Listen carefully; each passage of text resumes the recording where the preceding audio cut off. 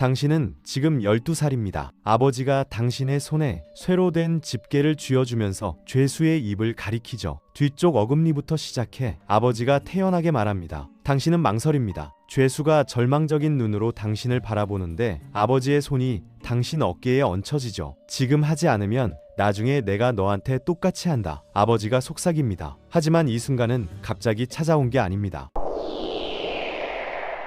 4살 무렵부터 당신은 수금거림을 눈치채기 시작합니다. 사람들은 그냥 당신의 집을 피하는 게 아니라 지나갈 때마다 십자가 성호를 긋죠. 어머니는 절대 당신을 시장에 데려가지 않습니다. 다른 아이들과 놀게 하지도 않고요. 들짐승 때문이라고 말하지만 진짜 짐승은 2발로 걸으면서 당신 집 창문에 돌을 던지는 사람들인 것 같습니다. 어느 날 호기심이 고양이만 죽이는 게 아니라는 걸 깨닫게 되죠. 당신은 몰래 마을 광장으로 나갑니다. 나무 단상 주위에 사람들이 모여 있고 비명소리, 애원하는 소리, 피와 공포의 냄새가 진동하죠. 그리고 거기 이상한 금속 기구를 들고 있는 검은 두건을 쓴 남자가 있습니다. 그가 지나가면 군중이 갈라지고 어떤 사람들은 침을 뱉고 어떤 사람들은 그저 공포에 질려 쳐다보죠. 바로 그때 당신은 봅니다. 그 두건 아래 아버지의 얼굴을요. 그날 밤 당신은 아버지를 몰아세웁니다. 아버지는 당신을 안치고 장갑을 벗죠. 흉터투성이의 얼룩진 손을 보여주면서 당신의 모든 꿈을 괴롭힐 진실을 말해줍니다. 아버지는 고문관입니다. 누군가 빵을 훔치거나 영주에게 반대하거나 사제를 잘못 쳐다보면 그들을 아버지에게 데려오죠. 아버지의 임무는 그들이 자백할 때까지, 심지어 하지도 않은 일을 자백할 때까지 고통을 주는 겁니다. 하지만 더 나쁜 건 아무도 이 일에 지원하지 않는다는 겁니다. 아무도 아침에 일어나서 평생 남의 손가락을 부러뜨리고 싶다고 생각하지 않거든요.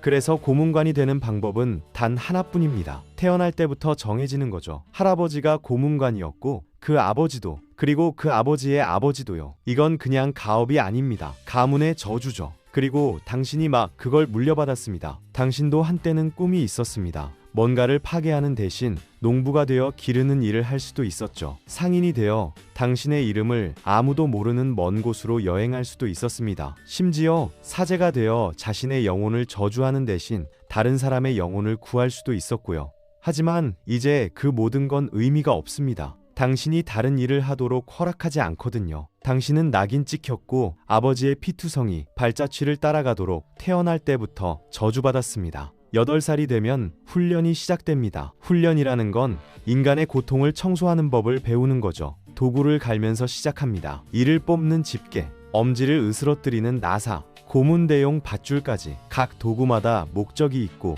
각 목적에는 비명이 따라오죠. 인간의 살을 만지기 전에 아버지는 동물 뼈 더미를 던져줍니다. 돼지 대퇴골, 염소 갈비뼈, 소 두개골이죠. 깨끗하게 부러뜨려 아버지가 명령합니다. 근육과 힘줄과 뼈가 압력에 어떻게 반응하는지 이해해야 한다는 겁니다. 당신은 몇 주 동안 가축뼈를 부수면서 죽이지 않고 부술 수 있는 정확한 압력을 배우죠. 썩은 고기 냄새가 옷에 배이는 동안 당신은 죽은 동물로 이 끔찍한 기술을 먼저 익힙니다. 고문대에 기름칠하는 법도 배웁니다. 사람을 잡아내릴 때 삐걱거리지 않게요. 돌바닥에 피를 닦아냅니다. 손이 까질 때까지요. 식초 양동이로 문지르는데 땀과 배설물과 피와 썩어가는 살 냄새가 배인 지하 감옥돌에서 그 압도적인 악취를 잘라낼 수 있는 유일한 것이 식초거든요. 신냄새가 콧구멍을 태우지만 인간 절망의 악취보다는 낫죠. 그 냄새는 절대 옷에서 빠지지 않습니다. 쇠피, 공포, 땀,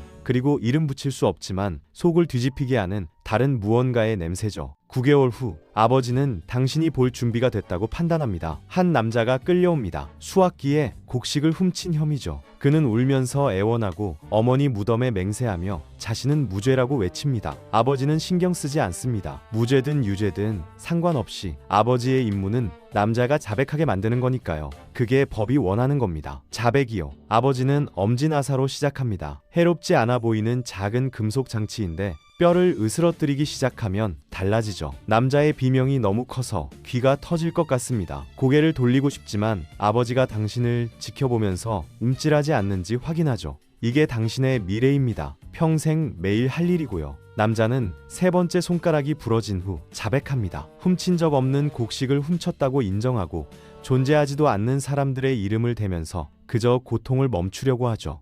또 하나의 성공적인 하루가 끝납니다. 당신은 이제 12살이고 진짜 교육이 시작됩니다. 아버지가 집게를 건네주며 죄수의 입을 가리키죠. 뒤쪽 어금니부터 시작해 태연하게 말합니다. 그래야 잡기 쉽거든. 당신은 망설입니다. 죄수가 절망적인 눈으로 당신을 바라보는데 아버지의 손이 어깨에 얹혀집니다. 경고의 손길이죠. 하지만 두려워해야 할 건 그것만이 아닙니다. 교회를 거스르거나 잘못된 귀족에게 해를 끼치거나 자백 전에 죄수가 죽으면 우리 둘 다 산채로 불태워질 거야. 아버지가 음울하게 덧붙이죠. 당신은 이야기를 들어봤습니다. 명령을 어기거나 허가 없는 잔인함을 보인 고문관들이 한때 자신들이 이단자들을 위해 준비했던 바로 그 형틀에 서게 된 이야기를요. 첫 발치는 영원처럼 느껴집니다. 손이 떨리고 죄수는 절반도 끝나기 전에 고통으로 기절하죠. 아버지는 고개를 흔듭니다. 형편없는 솜씨라고요. 제대로 할 때까지 연습하라는 겁니다. 그리고 당신은 연습합니다. 죄수 한 명 한 명을 대상으로 이를 뽑는 게 이를 닦는 것만큼 자연스러워질 때까지요. 15살이 되면 해부학 수업이 시작됩니다. 죽이지 않으면서 최대한 고통을 주려면 어디를 잘라야 하는지 배우죠. 어깨가 빠지기 전까지 얼마나 오래 매달 수 있는지, 고문대를 몇 바퀴 돌려야 사람이 애원하는지를 익힙니다. 공포가 종종 고통보다 더 효과적이라는 걸 발견하죠. 때로는 도구만 보여줘도 사람들이 말을 합니다. 사람들이 알아서 머릿속으로 온갖 끔찍한 상상을 하게 되거든요. 아버지는 당신에게 철의 처녀를 소개합니다. 안쪽으로 뾰족한 못들이 박힌 사람 모양의 금속관이죠. 각 못은 팔다리, 어깨, 허벅지를 찌릅니다. 결코 중요한 장기는 아니라고 아버지가 비명 지르는 희생자를 대상으로 시연하면서 설명하죠. 예술은 빠른 죽음이 아니라 오래 끄는 고통에 있다는 겁니다. 당신은 외과 수술 같은 정밀함으로 그것을 작동하는 법을 배우고 다양한 유형의 자백을 위해 어떤 못을 사용해야 하는지 정확히 알게 됩니다. 17살이 되면 고문대를 다룰 준비가 됩니다. 고문 도구의 왕이죠. 사람을 진흙처럼 늘리는 나무 틀입니다. 숨소리를 들어 아버지가 설명합니다. 거칠어지면 풀어줘. 말하기 시작하면 더 줘요. 자백과 죽음 사이의 경계에 딱 맞춰 유지해야 한다는 거죠. 첫 단독 임무는 18살에 옵니다. 이웃집 소가 죽었다는 이유로 마녀로 고발된 여자죠. 당신은 부드럽게 시작합니다. 도구만 보여주는 거죠. 여자는 모든 걸 부인합니다. 하지만 계속하기 전에 당신은 허가 없는 자비를 베풀었다는 혐의를 받습니다. 교회는 당신의 방법이 신의 승인을 받았다는 증거를 요구하죠. 당신은 시련을 겪어야 합니다. 끓는 기름에 손을 담가 당신의 방법이 신에게 축복받았음을 증명해야 하는 거죠. 타는 듯한 고통이 고문관조차 의심 위에 있지 않다는 걸 일깨워줍니다. 상처가 깨끗하게 아물면 당신은 계속할 자격이 있다고 인정받죠. 여자는 엄지나사를 썼는데도 여전히 부인합니다. 그러면 당신은 여자를 1시간 동안 매달아 놓고 마침내 그녀의 아이들을 언급하죠. 아이들도 신문받아야 할 텐데 안타깝다고. 여자는 몇 분 안에 자백합니다. 빗자루를 타고 날아다녔다고, 악마와 춤췄다고, 농작물을 저주했다고 인정하죠. 전부 거짓이지만 효과적인 거짓입니다. 여자가 불타는 걸 지켜보는 군중은 당신의 성공을 환호합니다. 당신은 메스꺼움을 느끼죠. 세월이 흐릅니다. 당신은 일을 잘하게 됩니다. 불안할 정도로요. 평판이 퍼집니다. 사람들은 당신을 악마의 손이라고 부르죠. 새로운 기술을 완성하고 장인처럼 자세한 기록을 남깁니다. 대상자는 자백까지 50분 걸림. 다음번엔 다른 접근 필요. 하지만 성공에는 대가가 따릅니다. 아무도 당신과 말하지 않습니다. 당신을 고용할 때 빼고는요. 아이들은 당신이 오는 걸 보면 도망가고 사제들조차 당신을 보통 사람들과 함께 앉게 하지 않죠. 당신은 필요하지만 원하지 않는 존재입니다. 유용하지만 불결한 존재고요. 마을 끝자락에 혼자 삽니다. 유일한 동료는 머릿속에서 울려 퍼지는 비명들 뿐이죠. 술을 많이 마시지만 알코올로는 기억을 씻어낼 수 없습니다. 여자들은 당신과 결혼하려 하지 않아서 당신처럼 미움받는 사람, 매춘부와 함께하죠. 사회에 필요하기 어떤 건지 이해하는 사람과요. 20년의 고문 끝에 당신은 세계 지역에서 가장 두려움을 받는 사람이 됩니다. 당신의 이름만으로 범죄자들이 울죠. 수천 건의 자백을 이끌어냈고 수백 명을 죽음으로 보냈습니다. 하지만 편안함이라는 건 상대적이죠. 당신의 일이 불행을 만드는 거니까요. 매일 밤 악몽이 찾아옵니다. 당신이 부순 사람들의 얼굴, 당신이 줄 수 없었던 자비를 애원하는 목소리들이요. 희생자들보다 당신이 더 자주 비명을 지르며 깨어나죠. 아내가 쌍둥이 아들을 낳습니다. 몇 년 만에 처음으로 희망을 느끼죠. 어쩌면 아이들은 이 삶에서 벗어날 수 있을지도 모른다고요. 하지만 희망은 고문관이 가질 수 없는 사치입니다. 당신은 40살이 되면 손이 떨리기 시작합니다. 오랜 세월 도구를 쥔 대가죠. 어느 날 실수를 합니다. 자백하기 전에 죄수가 죽어버린 겁니다.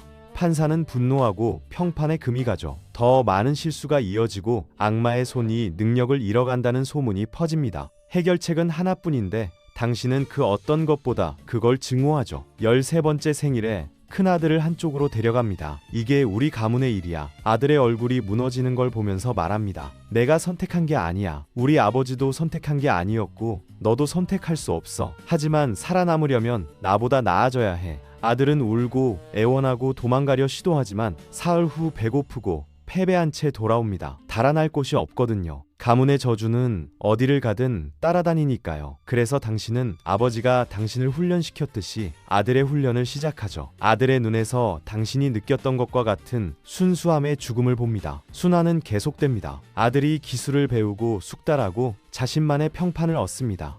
당신은 집 한구석으로 물러나죠. 손이 너무 떨려서 일을 할 수 없으니까요. 은퇴했다고 자유로운 건 아닙니다. 그저 다른 감옥일 뿐이죠. 지하에서 비명 소리가 들려오죠. 아들이 대를 이어가고 있죠. 들려오는 모든 비명이 당신이 남긴 것이고 다음 세대에 물려준 저주라는 걸 상기시켜줍니다. 말년에도 평화는 없습니다. 고문관은 은퇴 후에도 두려움의 대상이거든요.